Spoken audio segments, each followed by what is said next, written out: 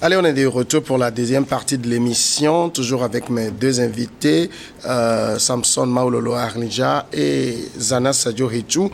On va parler maintenant du Bénin, le Bénin. On va évoquer le procès Bokor Homeki. On avait parlé ici au moment de l'arrestation de ces deux personnalités. La Cour de répression des infractions économiques et du terrorisme, la criette béninoise, a eu la main très lourde, il faut le dire, le 30 janvier dernier, en annonçant son verdict dans le procès donc, de l'homme d'affaires Olivier Bokor et de l'ex-ministre des Sports Oswald Homeki.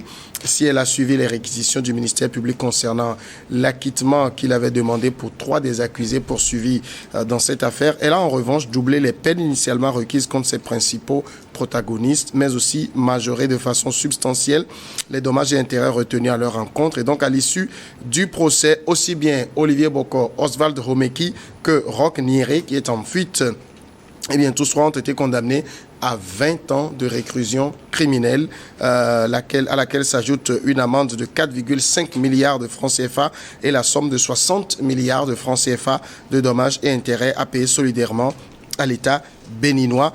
Samson, ce procès, en tout et pour tout, n'aura duré que quelques petites semaines depuis la survenance de l'affaire.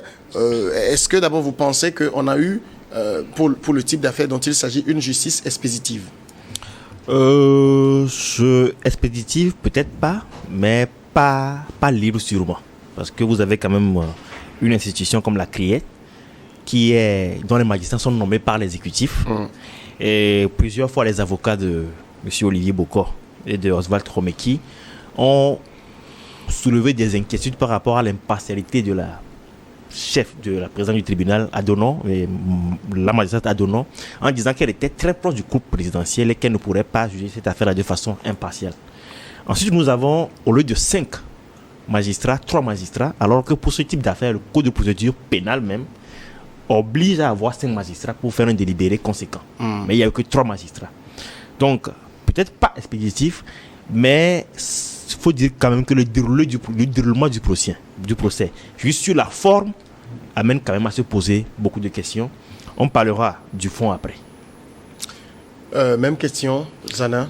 Non, moi je pense qu'on ne peut pas parler de justice expéditive, parce que les faits, il s'agissait, c'est-à-dire il y a au moins un début de preuve. On peut parler de, comment on appelle ça, on peut parler de flagrant délit, puisque les fonds ont été effectivement saisis dans un véhicule, c'est un.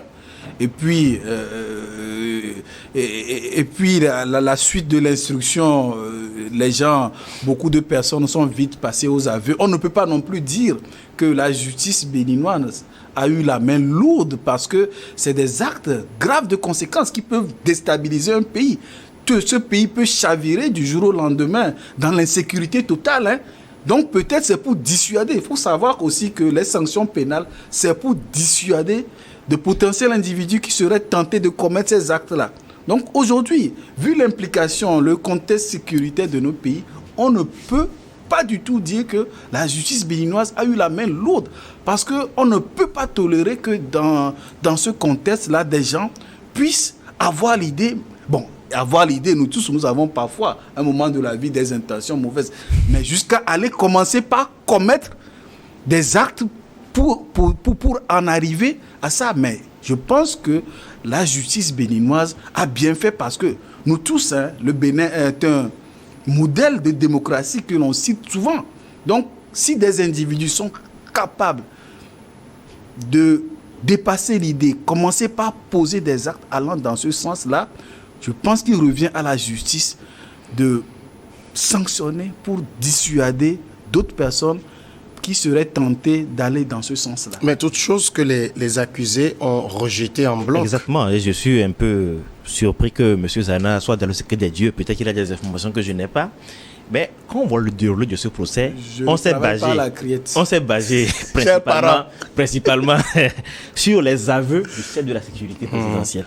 Ce cas déploré, justement, c'est-à-dire, je ne sais pas, je ne dis pas que ce monsieur ment. Non, je ne peux pas traiter un monsieur comme ça, un prépotent comme ça, de menteur. Mais son seul aveu n'est pas une preuve qui peut suffire à qualifier ou à induit ou à déduire qu'il y a eu un début de coup d'État. Parce que M. Bokor a dit qu'il était au Maroc et qu'il avait été rappelé par son grand frère. Il a dit son grand frère, une personne qu'il connaît depuis 20 ans, avec qui il a fait un bout de chemin ensemble. Et il est revenu et le monsieur lui a dit, et le président Talon lui a dit de venir le voir. Et c'est en allant raconter Talon qu'il a été arrêté. Qu'on a retrouvé l'argent dans sa voiture en allant voir Talon et qu'il a été arrêté. Pourquoi on n'a pas essayé de voir si le président Talon l'a vraiment appelé pour qu'il aille le voir ce soir-là ou pas, ou s'il n'y a pas eu des échanges entre eux pour qu'il revienne du Maroc? Si le monsieur avait des arrestations criminelles, il ne serait pas revenu aller voir son grand frère Guillaume. C'est ce qu'il a dit d'ailleurs. Et il a dit depuis le début qu'il est du système, qu'il ne comprend pas pourquoi il y a autant d'acharnement contre sa personne. Et les gens sont allés vite en spéculation en disant que c'est sûrement parce qu'il veut maintenant briguer la présidence suprême. Et sur ce point, il n'y a pas de doute parce que récemment, il a même lancé un mouvement qui le positionne pour les élections de 2026. C'est assez étonnant parce que nous avons dans le même temps Patrice Talon qui dit à chaque conférence de presse qu'il ne va pas se représenter en 2026 parce que pour lui, la question est claire et bouclée. Mais dans le même temps, tous les présidentiables sont soit en prison, soit à l'étranger. On se demande quelle est l'intention cachée de M. Talon. Mais, je le répète, le simple aveu d'une personne, fût-elle le chef de l'État, ne suffit pas à qualifier ou à déduire une infraction aussi grave que l'atteinte à la sécurité de l'État. Et je pense sur ce point que ce procès-là, aussi bien sur le fond que sur la forme, a manqué de preuves et de rigueur. Et c'est ce qui m'amène à poser la question justement du procès expéditif parce que Oswald Omekil a dit qu'il ne comprend pas pourquoi tout ce que le chef de la garde présidentielle dit est pris pour argent comptant alors que eux, leur version à eux sont tout le temps remises en cause. Monsieur Samuel, je pense qu'il va falloir qu'on aille un peu plus, moins dans le fond du dossier. On a retrouvé 1,5 milliard au domicile de M. Oswald Omekil. Il n'a pas nié ça. Et il faut dire que depuis le début de l'affaire, du commissariat jusqu'au procès, ils ont toujours été assistés par leurs avocats. Dans la foulée de son arrestation, sur l'origine de la provenance de 1,5 milliard, dans un premier temps, il dit que cela provient de ses propres économies. Ensuite, il change de version. Dit qu'en fait, c'est de l'argent qu'on lui avait remis, que M. Olivier Bokor lui a remis pour essayer d'investir dans des activités politiques. Troisième version, c'est pour ouvrir des brasseries dans les pays de la sous-région. La même personne. Maintenant, toujours dans l'instruction du dossier, sur le véhicule d'immatriculation togolaise, il a été constaté que la plaque togolaise est une plaque frauduleuse. 2 jours plus tôt, c'est un véhicule qui a été acquis au Bénin. Il fait changer la plaque minéralogique. Tout ça là, c'est dans le dossier d'instruction qui a été cité dans ce procès. Ils n'ont jamais nié cela. Maintenant, autre fait, sur l'implication maintenant du commandant de la garde républicaine chargé de la sécurité présidentielle. Le colonel Thévoï. Voilà. Il affirme que lui l'a appelé pour sécuriser le transfert de cet argent-là de son domicile vers un autre domicile. Et est-ce que c'est à cette heure-là qu'on fait transférer de l'argent? Donc tous les gens qui déplacent des milliards, là, ils achètent un véhicule 2 jours avant. Ils changent de plaque frauduleusement. Quelle est l'intention de changer frauduleusement une plaque si vous n'avez rien à vous reprocher? Et à cette heure-là, je pense qu'il faut aller dans le fond du dossier. Tout ce que je cite, et je crois qu'il y a des sites qui ont publié aujourd'hui l'intégralité du développement du ministère public. Il faut aller dans ça. Sur l'origine des fonds, vous imaginez M. Oswald Omekil qui dit que quand il était ministre, il avait un train de vie de 70 millions par an. C'est quand, et il reconnaît qu'après avoir quitté le pouvoir, il perd beaucoup de ses revenus. Et c'est en ce moment-là que lui, il choisit d'offrir 5 millions aux responsables de la garde républicaine. Pour quel objectif? juste lui donner. Il se faisait des cadeaux. Soutenait, voilà, non. Dans quel contexte? Régulièrement? Mais ça n'a pas été prouvé que cela a été fait régulièrement par le passé. Aller ouvrir un compte à l'étranger pour 55 millions, pour quel objectif? Et c'est ça qui corrobore en fait la version de ce colonel de la gendarmerie. Pourquoi c'est en ce moment-là qu'il n'est plus aux affaires, qu'il choisit de faire des cadeaux de ce montant-là? Et revenons-en même à l'élément le plus factuel de la chose. 1,5 milliard, déplacer ça. Mais je pense qu'à un moment donné, réfléchissons. Un ancien ministre qui veut déplacer 1,5 milliard, il achète un véhicule 4x4 la veille juste pour ça. Et il fait place. Et il a reconnu que la plaque a été installée frauduleusement. Il fait installer une plaque togolaise. Donc c'est comme ça qu'on procède. Je pense qu'à un moment donné, il faut savoir que quelque chose vraiment de louche s'est passé dans le dossier. Ce procès, je ne pense pas que c'est un procès politique. Il faut analyser les choses de manière froide. Et ils n'ont pas été condamnés pour pour tentative. Ils ont été condamnés pour complot contre la sûreté. Et l'article 194 du Code pénal dit que constitue un complot la résolution arrêtée entre plusieurs personnes de commettre un attentat lorsque cette résolution est concrétisée par un ou plusieurs actes matérialisés. Maintenant, dans la commission des infractions, il y a 3 étapes. Il y a de l'étape de la volonté ou l'envie de la commettre, c'est-à-dire au niveau intentionnel qui n'est jamais sanctionné, la planification ou la préparation de l'infraction qui non plus n'est pas souvent sanctionnée, mais maintenant, la troisième, c'est l'exécution ou la consommation de l'infraction. Ici, il y a certains cas, par exemple, lorsqu'on parle, par exemple, de l'infraction de l'accélération de vitesse, on sanctionne non pas parce que la personne a commis un accident, mais parce qu'il a commencé par poser des actes qui sont lourds de conséquences, où quelqu'un peut perdre sa vie. Mais quand vous commettez ces actes-là, où dans ce contexte, le colonel affirme qu'à partir du moment où vous n'êtes plus aux affaires, vous avez commencé par le préparer psychologiquement, à le monter contre le président, un cadeau de 5 millions par-ci, champagne d'une valeur de $2000 par-ci, compte épargne 55 millions à NCA, en Côte d'Ivoire. Pour quelle raison ce n'est pas ouvert? Ce que NCA n'a pas véritablement... Non. Je crois que...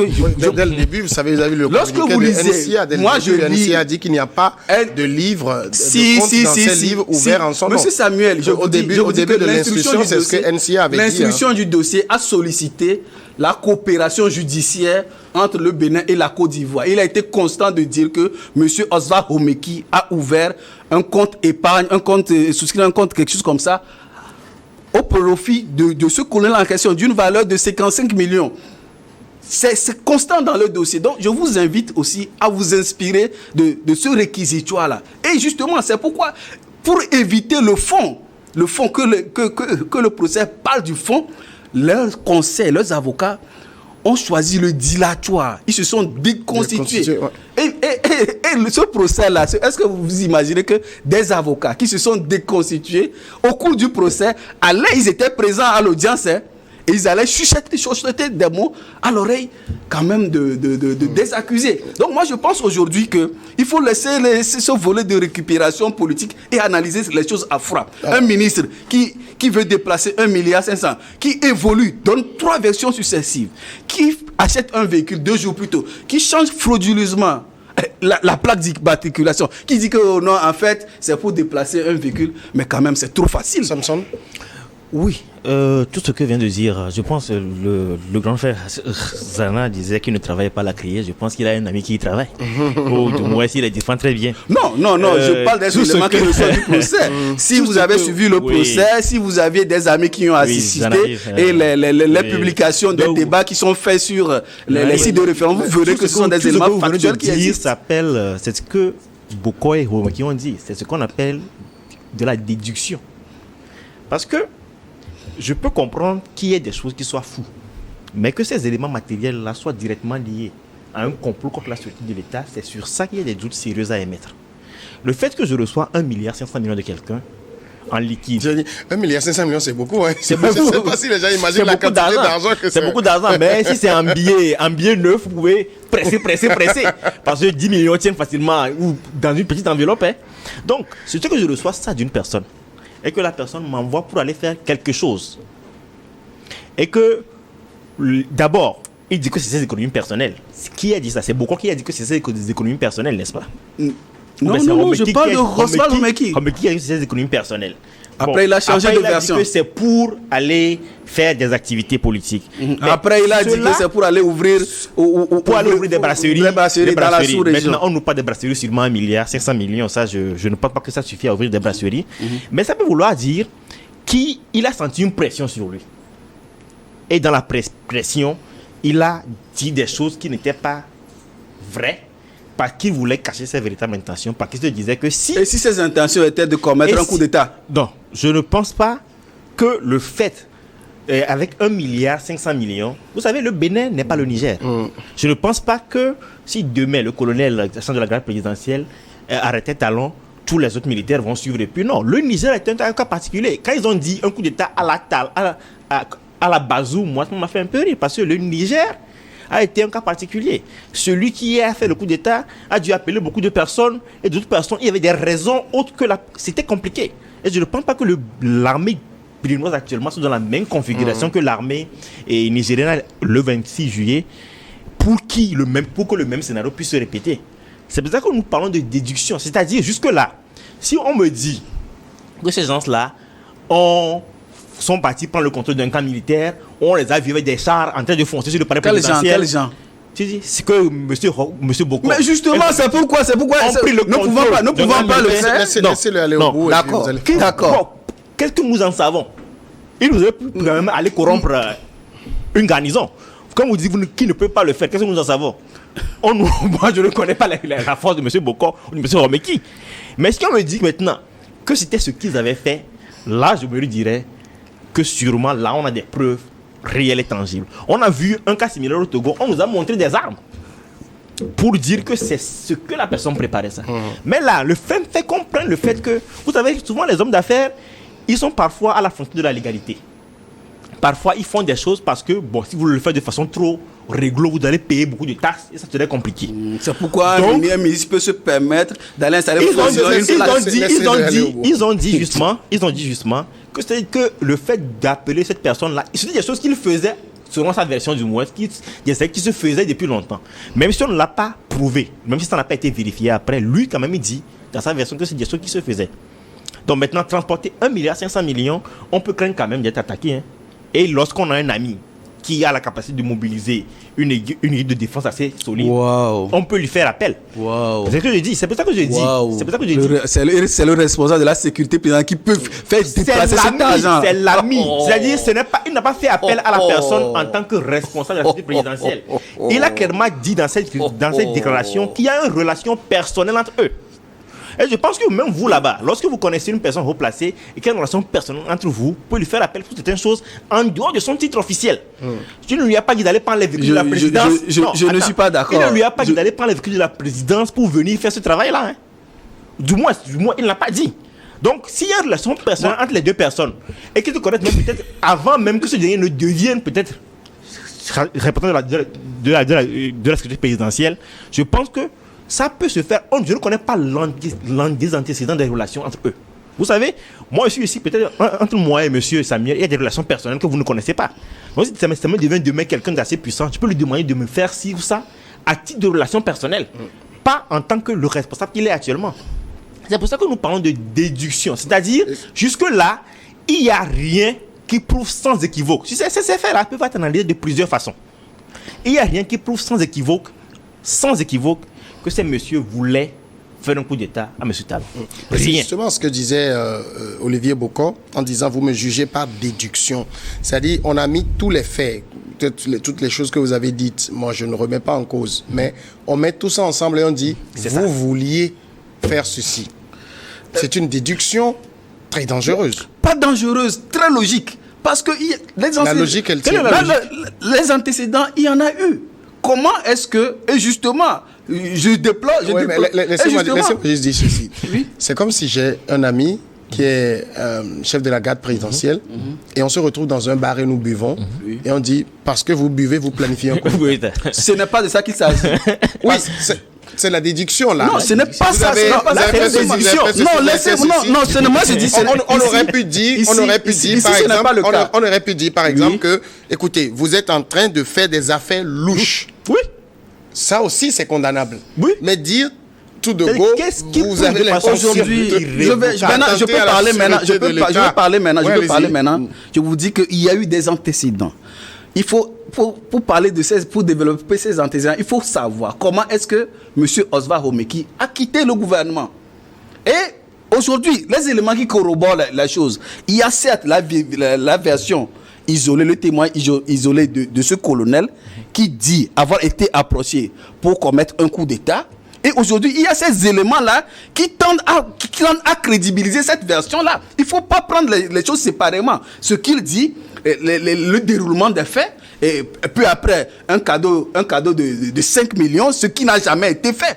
Et ensuite, sur la question de, comment on appelle, de ces 55 millions là ouverts sur le compte de la NCA, qu'est-ce que Oswald Homeki dit que non, que c'est un prêt qu'il est en train de lui faire. Ce que le colonel a réfuté parce que ce qu'il gagne comme revenu ne lui permettait pas de rembourser cette somme d'argent. Donc, en fait, aujourd'hui, c'est tous ces éléments-là qu'il faut prendre en compte. Beaucoup d'incohérences dans le dossier, d'abord sur l'origine des fonds, sur la destination, sur le fait de faire un faux et usage de faux. Mais tous ces indices-là, pris, n'est-ce pas, ensemble et non isolément, tendent à faire penser qu'il y a eu vraiment tentative de corruption. Et c'est sur ces deux volets-là qui sont condamnés pour complot. Puisque le complot est sanctionné, c'est le complot qui est sanctionné, pas tentative. C'est-à-dire qu'il y a eu un complot qui visait à commettre, et il y a eu un début de commission.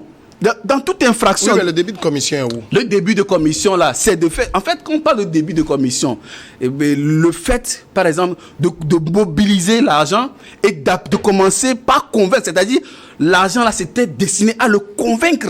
Puisque lui, il avait les moyens à sa disposition, étant un responsable de la sécurité présidentielle. Mais ma foi, nous tous, nous avons des amis haut placés.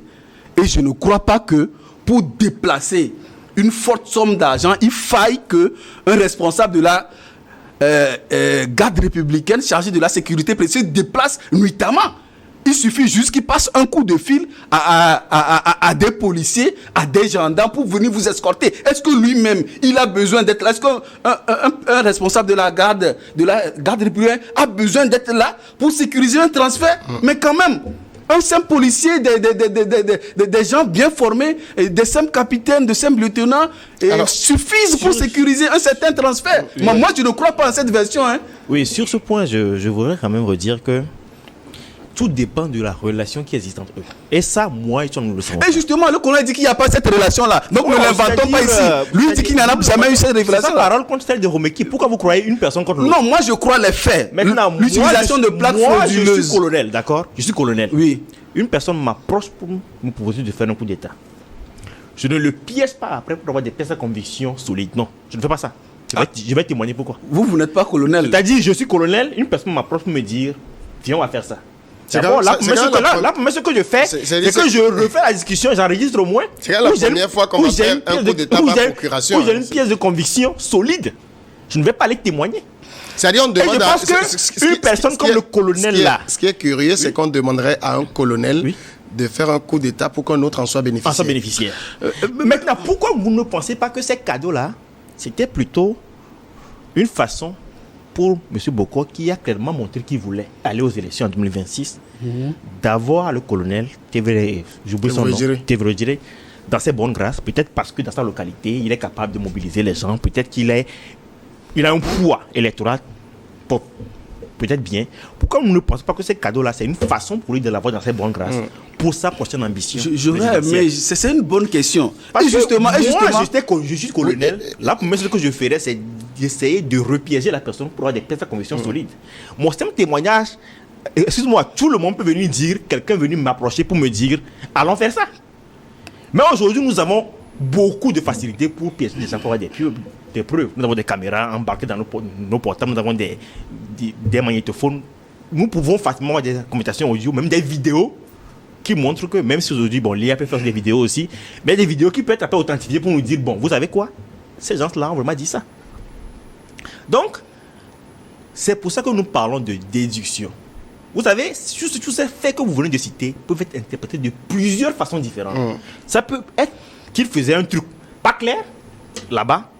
Ça peut être aussi, justement, qu'ils avaient mobilisé de l'argent, peut-être pour avoir le colonel dans leur bonne grâce, quand ils vont prendre le pouvoir en 2026. Et puis l'année prochaine, dans quelques mois. L'autre chose, c'est que 2026, c'est dans quelques mois, je pense en avril ou en mai, le Bénin va voter.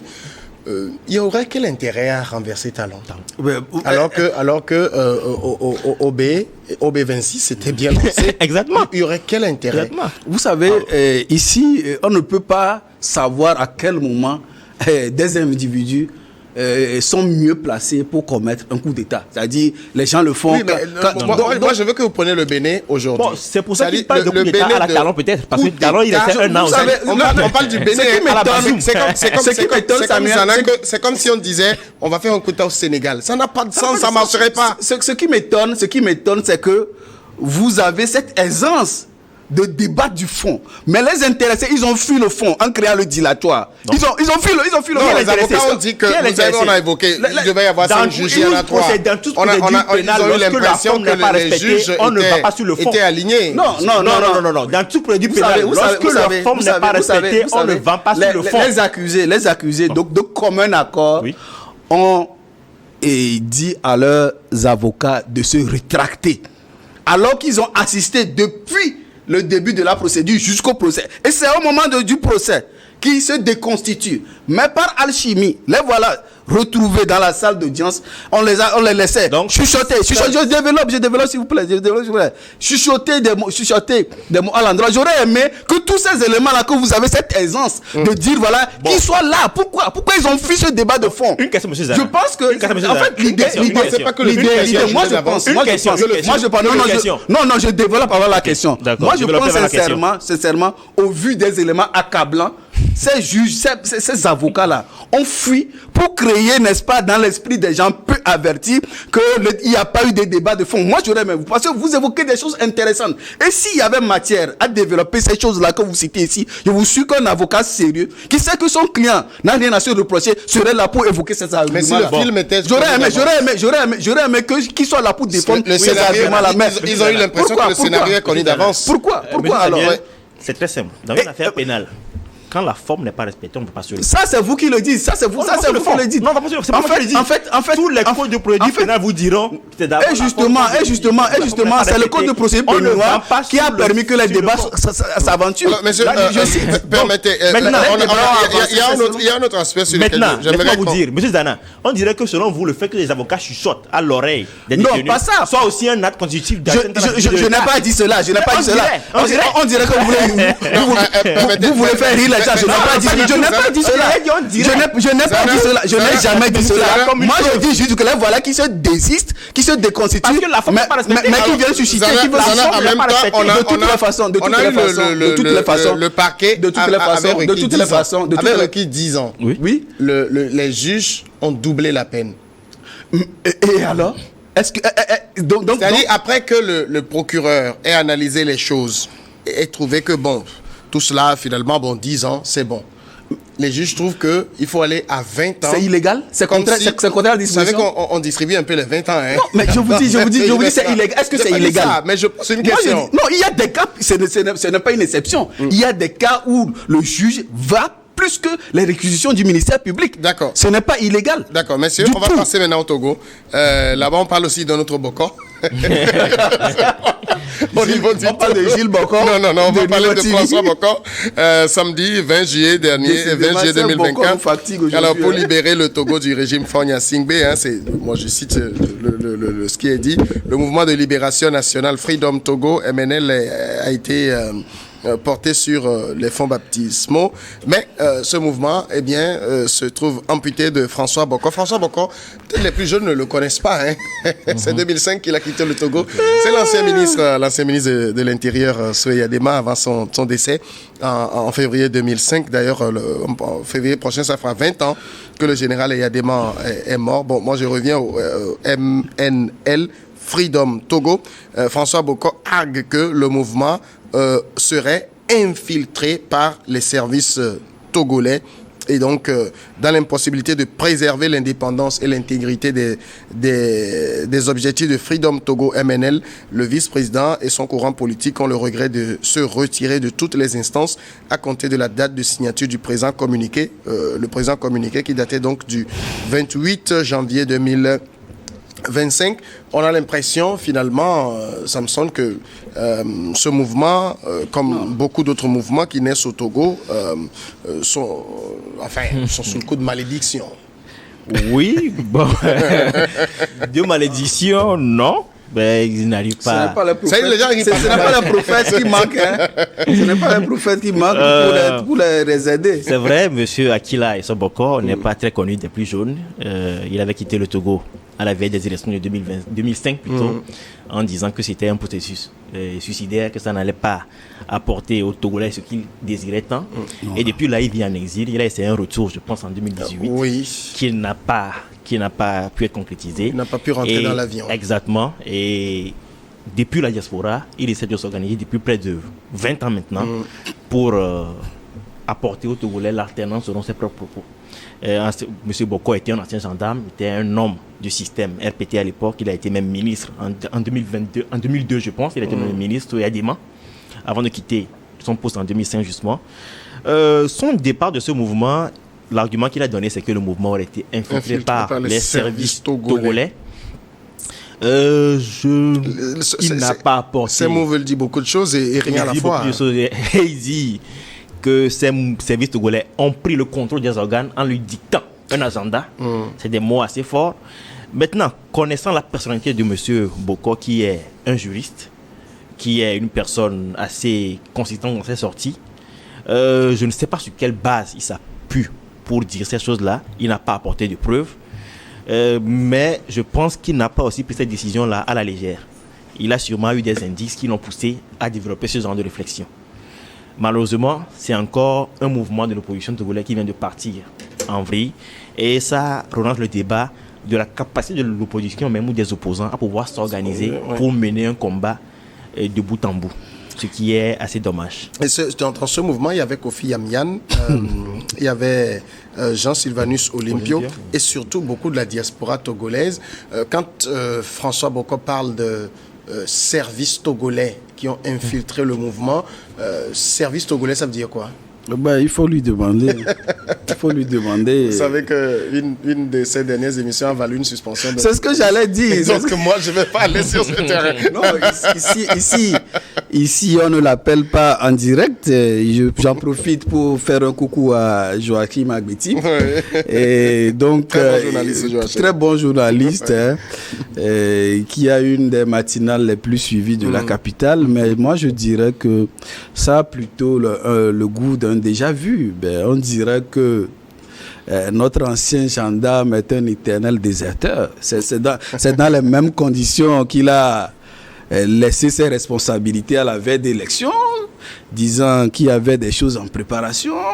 Il est parti, voilà à la tête d'un mouvement, il évoque les mêmes raisons, sans pour autant donner des détails pour édifier les gens comme il aurait dit. Mais moi, si vous suivez un peu, pour essayer de mieux comprendre sa sortie, mais il faut voir ce que le mouvement a sorti après.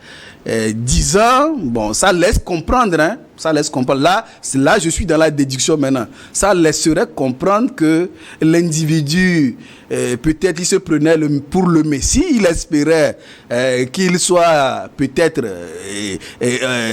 qu'il soit la personne, quand il dit un mot, personne ne l'a redit. Je pense qu'à un moment donné, lorsque vous lisez sa sortie, puisqu'il parle d'infiltration qui ne permettent pas de prendre des bonnes décisions. Et l'autre dit que non, les autres disent que non, personne n'est le Messie, l'indispensable. Donc ça veut dire qu'en réalité, M. Boko, il pensait que tous ces désidératas seraient adoptés. Donc il y a quelque chose, on peut dire que un truc de leadership, voilà, un conflit de leadership. Il n'a pas supporté peut-être que d'autres personnes aient une autre vision, hein, des actions à mener. Donc, il s'est dit, si c'est ça, si vous ne faites pas comme moi, je dis, c'est que vous faites le jeu de tel-ci. Et moi, je dis sincèrement, on ne devrait normalement pas s'attarder sur ce genre de sujet. Parce que moi, personnellement, je préfère plus parler de ceux qui sont là, qui posent des actes,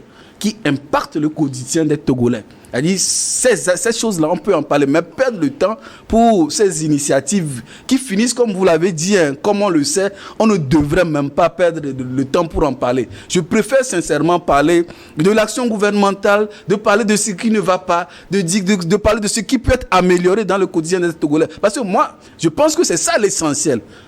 Aujourd'hui, on a des gens en face, on a des gens qui gouvernent, et à chaque fois, à chaque regroupement, il y a toujours cette petite virgule, le CST, la C14, coalition Arc-en-Ciel, CAP, etc., etc.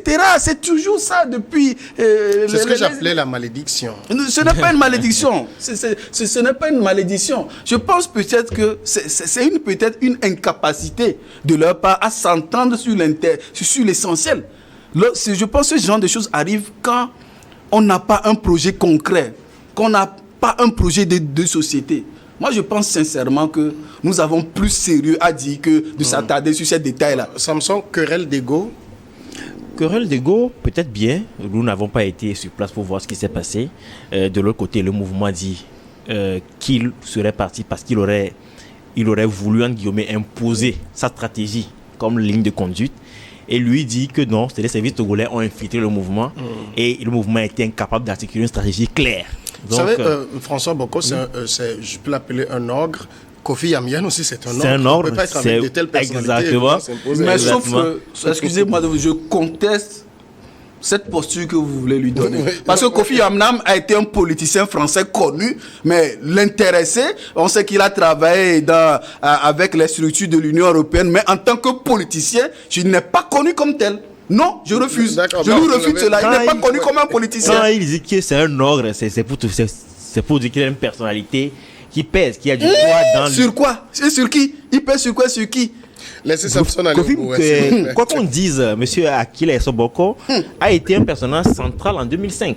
Son départ... Et c'est ça c'est juste ça. Oui, et c'est quand même une personne, ce n'est pas une coquille vide. C'est ce qu'a voulu dire M. Samuel en disant que c'est un homme. C'est pas une coquille vide. Vous êtes aussi un homme très éloquent, brillant, un intellectuel. Vous n'êtes pas non plus une coquille vide. Je vous connais. Donc, on se connaît. Querelle d'ego, peut-être bien, mais c'est quand même triste que ces mouvements n'arrivent pas à faire taire leurs différences pour se focaliser sur un objectif commun. Et je pense malheureusement que le scénario vient encore de se répéter et que l'espoir d'une partie des Togolais vient encore de s'effondrer ainsi. Il faudrait vraiment, parce que quoi qu'on dise, il faut quand même avoir, même en face d'un parti comme le Parti uni, une opposition assez structurée pour pouvoir aller de l'avant. Et lorsqu'on a souvent des gens qui finissent dans des querelles d'ego ou dans des défauts de pouvoir coordonner leur stratégie, je pense que ça ne fait ni du bien à l'opposition, ni du bien à la population togolaise. Est-ce que c'est, quand je prends juste les mots du ministre Boko, est-ce que c'est impossible au service togolais d'infiltrer de tels mouvements? Sincèrement, je ne... Ou bien ils ont mieux à faire? Je ne saurais aller dans ce sens-là. Et je ne suis pas sûr que cela soit une priorité des services de renseignement togolais quand on sait ce qui se passe dans le nord du pays là. Donc j'aimerais quand même qu'on prenne nos services de renseignement et sécuritaire très au sérieux. C'est un gendarme qui parle. Cela n'empêche pas. Toute personne peut parfois raconter tout et n'importe quoi. Toute personne. Donc moi ce que je veux dire, par cette posture, sachant que beaucoup de mouvements, beaucoup de regroupements, beaucoup de coalitions ont fini dans ce genre de choses. Vous qui l'appelez ogre, vous qui le taxez de pas coquille vide, est-ce qu'en faisant cette sortie-là, ça arrange les choses ou bien ça décourage davantage? Je crois qu'à un moment donné, lorsqu'on aspire à être quelque chose, à représenter quelque chose plus tard, qu'on n'est pas encore aujourd'hui, on est obligé d'adopter des postures qui rassemblent l'acte qu'il a posé. Est-ce qu'il a fait plus de bien que de mal? Est-ce que cela ne décourage pas davantage? C'est des questions qu'il faudrait se poser dans notre conscience et analyser de manière objective l'acte que ce monsieur-là vient de poser. Bon, moi, pour répondre à la même question, je dirais que lorsque vous êtes en train de vous organiser, que ce soit à l'extérieur ou local ou à l'intérieur, pour faire face à ceux qui ont le pouvoir, il est normal que l'appareil d'État soit mobilisé pour aller comprendre ce que vous faites là-bas. La question devait de se poser, comment se fait-il qu'un mouvement comme ça, composé de cette personne-là, n'a pas pensé à quoi faire si jamais ils étaient infiltrés? Parce que le fait d'être infiltré, c'est tout à fait logique dans ce cas-là. Je ne dis pas que c'est vrai ou que c'est faux. Mais lorsque vous vous organisez comme ça, c'est normal que la personne que vous essayez de combattre vous infiltre pour savoir ce que vous faites là-bas, pour pouvoir vous désorienter. Donc le fait que vous n'ayez pas de plan pour riposter à cette infiltration est une faiblesse structurelle. Et c'est ce qui est assez dommage. Maintenant, lorsqu'on chemine avec des gens et qu'on se rend compte qu'on n'a pas la même stratégie, parfois on peut essayer de faire cavalier seul. Et peut-être qu'en faisant cavalier seul, M. Boko parviendra à ses ambitions. Il y a eu des mouvements, vous l'avez évoqué ici au Togo. Si on fait la liste, elle est longue depuis le Code 2. Depuis le Code 2, oui. Jusqu'à récemment, c'est long. Ce mouvement dont nous parlons aujourd'hui, c'est pas ma constitution. Ouais, c'est un mouvement de la diaspora. C'est un mouvement de la diaspora. C'est un mouvement de la diaspora. Oui. J'ai envie de dire, est-ce que tout ce que les gens ont tenté ici qui n'a pas marché, est-ce que le salut viendra de l'extérieur? C'est une question. Pour ceux qui attendent le salut, bien sûr. Bon, ce sont des gens de la diaspora. On ne peut pas leur reprocher une volonté de vouloir s'organiser pour faire changer les choses. Mais vous voyez, la plupart de ces mouvements sont déconnectés. C'est ce que je dis. Est-ce qu'il y a pas de déconnexion? J'ai assisté une fois à un débat du chef du mouvement Togo Debout. C'est des gens qui ont quitté le Togo depuis très longtemps et ils ont un discours qui ne parle plus à la jeunesse, ceux qui sont nés en 2000, en 2022, en 2002, en 2003, qui n'ont pas connu par exemple l'ère du général Eyadema. Et aujourd'hui, la plupart de ces mouvements malheureusement ne mettent pas en avant des jeunes qui ont vu le Togo évoluer sur les 10 dernières années, mais il y a encore des anciens qui ont une lecture politique du pays qui n'est plus actuelle. Et c'est ce qui fait qu'il manque à impacter réellement ce qui se passe sur la scène politique nationale. Maintenant, ils sont libres de s'organiser, c'est des Togolais, ils peuvent toujours vouloir un pays, rêver dans leur façon de voir ce qu'est qu'un pays développé. Mais la plupart, c'est vrai, ils souffrent d'une déconnexion. Et c'est pour ça qu'ils arrivent difficilement à impacter. Donc le salut ne viendra pas de l'extérieur, ne viendra justement de personne. Mais il faudrait quand même qu'il y ait une meilleure coordination dans ces mouvements-là et les mouvements d'ici, ou que des gens qui ont mieux connu le Togo dans ces 10 dernières années soient à l'avant de ces luttes-là. C'est vrai qu'on en parle, nous, sur les médias, parce que bon, nous, on cherche les sujets qui font débat, mais on a l'impression que dans l'opinion, c'est un épiphénomène. Non, en réalité, c'est pourquoi je l'admire, je le disais, il a de la...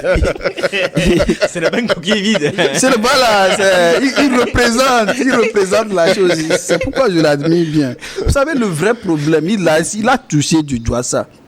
Les gens qui ont vécu dans les années 92, les massacres de la lagune de Baie, les tueries par ça, les affrontements Ekpemog, ceux qui s'étaient organisés à Satimadja. On a connu ces spirales de violence-là. Et les gens de cette génération qui ont connu ça, qui sont partis à l'extérieur, ils ont gardé cette image-là, peut-être, cette frustration-là. Mais quelqu'un qui est né en 94, qui est né en 2000, lorsque vous dites que le pouvoir togolais est un régime sanguinaire, barbare, mais il vous regarde de manière béate. C'est une histoire que vous lui racontez. C'est un passé qu'il ne connaît pas. Parce qu'entre-temps, il y a eu des réformes. C'est-à-dire le parti au pouvoir ne s'appelle plus le parti RPT. Il s'appelle aujourd'hui UNI. Il y a beaucoup de mouvements de l'opposition qui ont rejoint UNI. Aujourd'hui, lorsque nous prenons l'Assemblée nationale passée, il y avait beaucoup de courants. Donc aujourd'hui, je pense que le discours, comme il a dit, doit être adapté à la génération. Et ceci, lorsque vous remarquez, non seulement ces mouvements-là, les partis politiques qui persistent dans cette logique-là commencent par avoir des problèmes. Je veux parler de l'ANC aujourd'hui, de défection de ces hauts responsables qui rentrent dans le gouvernement. Récemment, 7 personnes qui sont exclues. Et ça veut dire qu'aujourd'hui, que la donne a changé. Non seulement politiquement, sur le terrain, parce que c'est une nouvelle génération. Aujourd'hui, lorsque vous prenez les statistiques sur, comment on appelle ça, la pyramide des âges de la population, mais la majorité de la population aujourd'hui... C'est moins de 35 ans. De 35 ans. Et prenez aujourd'hui la population qui a moins de 25 ans, qui a 20 ans aujourd'hui. Des gens qui ont 18 ans, qui sont en âge de voter. Est-ce qu'ils sont accessibles à ce discours-là? Alors qu'aujourd'hui, c'est eux qui constituent la majorité de la population. Donc vous verrez que si vous tenez aujourd'hui un discours des années 90, 92, 94, mais vous n'attirerez que, n'est-ce pas, les dieux, les dinosaures. Des sarcophages. Vous allez attirer des sarcophages. Non, en fait, il a dit de la manière la plus simple.